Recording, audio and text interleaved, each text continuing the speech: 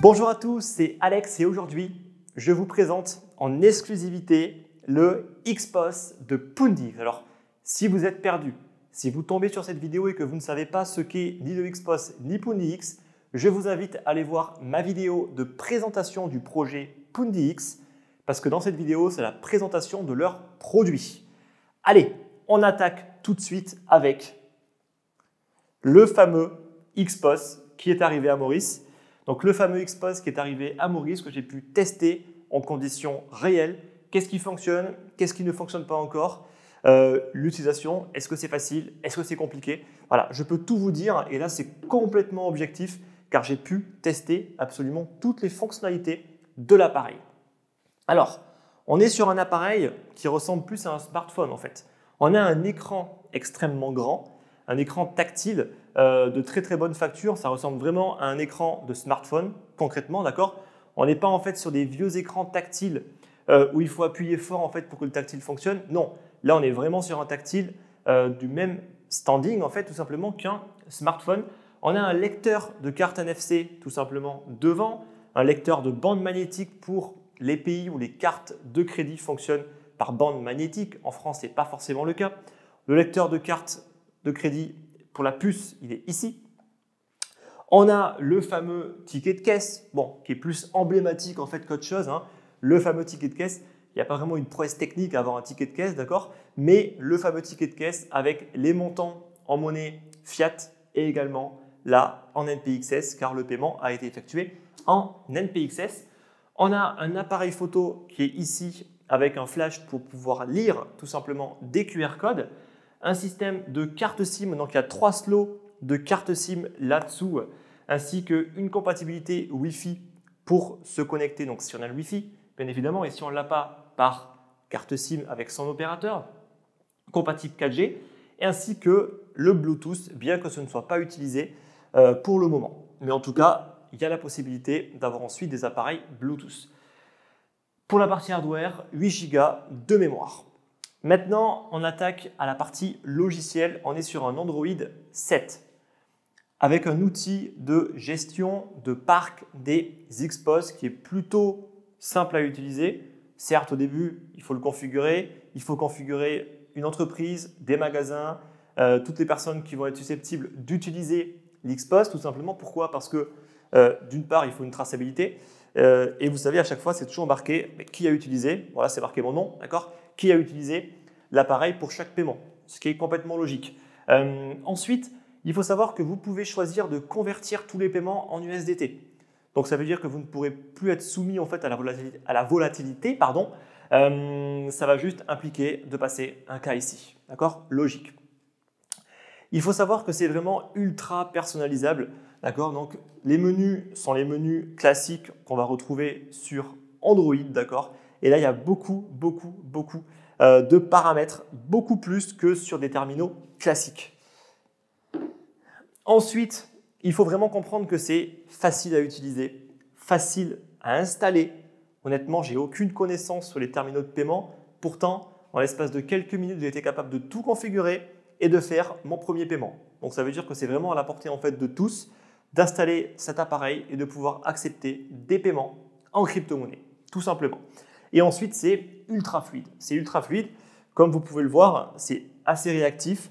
Bon, vous allez me dire en même temps normal, il n'y a pas grand-chose dessus, mais parfois Android, d'accord, ça peut être un petit peu lent parfois. Donc là, honnêtement, ce n'est pas du tout le cas. Vous voyez, bam, là, je vais faire un paiement. On va mettre le montant 200 roupies, ce qui équivaut environ à 5 €. Donc là, je fais OK. Je mets que je veux faire un paiement en crypto, donc je vais dire avec le XPass, par exemple en BNB. Là, il va aller tout de suite aller récupérer le cours du BNB. Voilà, il me dit que je dois payer pour 0,57 BNB. Je fais OK, il me met Tap to Pay. Donc là, ça fonctionne avec le XPass, qui est tout simplement la carte, une sorte de carte de crédit NFC en fait. Boum, je mets là.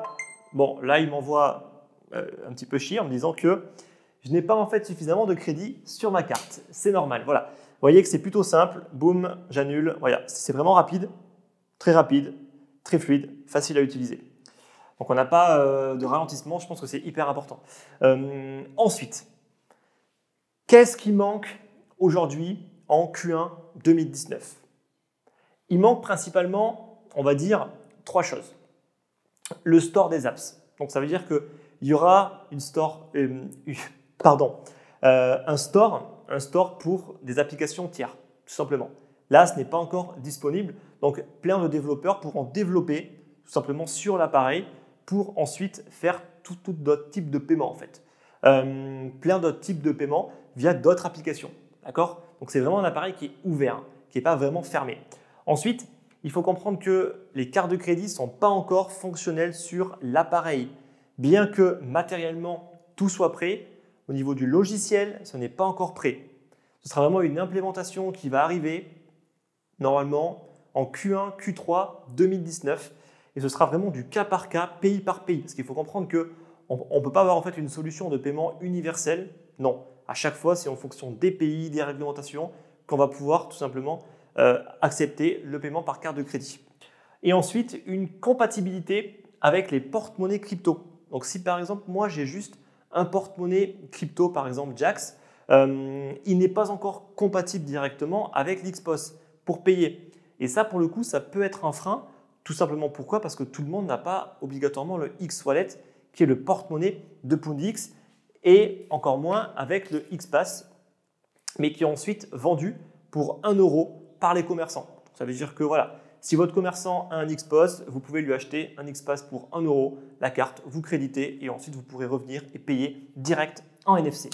Mais voilà, il manque encore un tout petit peu de compatibilité avec les autres. Mais c'est normal, au début on fait 100 produits et ensuite on tend à être compatible avec le reste, tout simplement. Et c'est pour ça qu'il n'y a pas encore les cartes bancaires ni la compatibilité avec les autres porte-monnaies. Les plus, vraiment c'est très simple à utiliser, c'est très rapide. Pour l'instant, j'ai eu aucun problème, j'ai fait plusieurs tests, plusieurs paiements, tout s'est très bien passé. Le X-Pass et le X-Wallet, honnêtement, on va dire que la combinaison en fait des deux font que aujourd'hui, c'est un paiement qui peut se faire en l'espace de 1 seconde. J'arrive, boum, je mets la carte, c'est payé. Et c'est un paiement uniquement en crypto. C'est ça en fait qui est important. Aujourd'hui, il y a beaucoup, à mon sens, c'est plus du recyclage. C'est quoi? Des projets en fait qui stockent en crypto-monnaie. Donc vous avez un porte-monnaie en crypto-monnaie, mais au final, le paiement se fait par le réseau Visa ou Mastercard. Ce n'est pas un paiement en crypto. Voilà, vous repassez par le système traditionnel. Il n'y a aucun intérêt. Absolument aucun. Là, vous avez un appareil qui va faire un paiement uniquement en crypto-monnaie et avec une carte NFC. Et en 2 secondes, même pas 1 seconde, boum, c'est payé. C'est payé et c'est uniquement en crypto. Ça, il faut bien le comprendre et bien insister en fait dessus parce qu'aujourd'hui, toutes les cartes bancaires qu'on vous propose, c'est uniquement via le réseau Visa ou Mastercard. Au final, j'ai envie de dire, à quoi bon? Ma carte bancaire, par exemple Revolut ou N26, marche aussi bien. Pourquoi m'embêter à mettre l'argent que je vais utiliser en crypto pour au final qu'il soit reconverti en fiat pour repasser par le système traditionnel? Il n'y a aucun intérêt, absolument aucun. Ensuite, il faut comprendre qu'il y a aussi un système de vente de crypto. Bon, là, vous ne verrez peut-être pas, mais c'est Crypto Sale ici. Donc là, ça va tout simplement indiquer combien j'ai de liquidité. Là, j'ai rien sur mon appareil. Une personne peut venir, peut dire tiens, je vais acheter un Bitcoin, très bien. Je mets un Bitcoin, bam, soit il me paye en liquide, soit il me paye en carte de crédit quand ce sera fonctionnel. Et il pourra recevoir tout simplement ses crypto-monnaies. Donc ça peut également faire office de change. Ça veut dire que, par exemple, dans les pays en voie de développement, où ce n'est pas forcément simple d'avoir accès à des plateformes de change, on peut aller se rendre tout simplement à son commerçant local pour acheter des crypto-monnaies, tout simplement. Donc ça, c'est déjà fonctionnel maintenant. Ça, c'est vraiment un plus. Et vraiment, le paiement idéal avec le X-Pass, pour l'avoir essayé, c'est vraiment hyper simple, hyper rapide. Il faut juste configurer la carte avec son X-Wallet. Ça se fait en quelques minutes. Honnêtement, il n'y a rien de complexe. Et ensuite, on peut payer absolument chez tous les commerçants qui ont ce type d'appareil. Alors, en Q2, Q3, comme j'ai pu vous le dire, il y aura donc les cartes de crédit qui vont arriver et également le store pour les applications tiers. Il faut savoir que l'appareil va arriver en France très prochainement. Il y a déjà en fait des distributeurs qui vont commencer tout simplement à le distribuer. Donc l'appareil arrive, il arrive en France et en Europe vous pouvez déjà le commander. Et justement, si vous êtes intéressé pour le commander, je vous invite à me contacter et je vais vous rediriger tout de suite vers les 2 revendeurs que nous avons en France. Mais si c'est aussi en Europe, il n'y a pas de souci. On a également des revendeurs en Europe. Voilà. Donc, c'était vraiment un plaisir pour moi de faire cette vidéo, d'avoir pu tester un produit réel. Il y a tellement de projets, qui sont basés sur rien, sur du papier, où il n'y a rien de concret. Voilà, on a PundiX qui a fait son appareil, qui est fonctionnel. Donc là, on est vraiment sur un projet qui livre et qui fait du concret.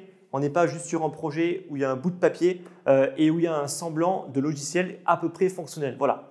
Donc ça, c'est vraiment important et j'y tiens beaucoup parce que vous allez le voir, hein, mais dans les années à venir, la plupart des projets, au final, ne vont rien délivrer.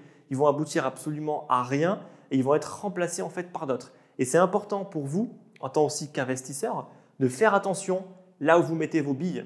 D'accord ? C'est vraiment important. Et c'est pour ça que je m'efforce au maximum dans mes recherches, d'aller jusqu'à, on va dire, la recherche ultime, soit qui est de rencontrer les équipes, soit de pouvoir tester en conditions réelles le produit, justement, qu'ils délivrent. Voilà. J'espère que cette vidéo de présentation du XPOS vous a plu. Si vous avez d'autres questions, que je n'ai pas répondu à toutes les questions par rapport au XPOS, je vous invite à les poser dans les commentaires. Si vous avez aimé la vidéo, mettez un like et si vous êtes intéressé par l'XPOS, contactez-moi, contact@cointips.fr. Je mettrai également le mail dans la description. Moi, je vous dis bonne semaine. À très vite pour de prochaines vidéos. Merci.